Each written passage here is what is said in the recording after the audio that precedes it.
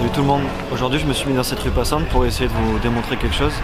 C'est ce dont je vous parlais il y a 2 vidéos il me semble, c'est la façon de filmer en fait. Et le regard qu'on apporte sur certains lieux, la façon de transmettre justement l'histoire et l'ambiance du lieu en question.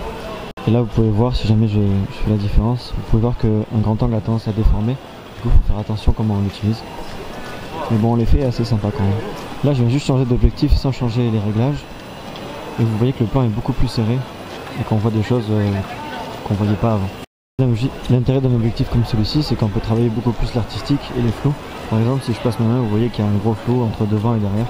Et ça peut permettre de créer des choses en faisant passer des objets par exemple. Ça peut permettre comme ça de créer vraiment un décalage entre le sujet principal et le fond derrière.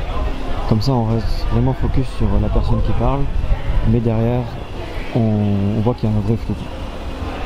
Je vous ai parlé de l'intérêt du grand angle, mais ce qui est bien aussi c'est qu'on peut faire des plans resserrés pour faire une espèce de cinématique et montrer plein de détails d'un lieu pour vraiment insister sur les choses qui caractérisent ce lieu.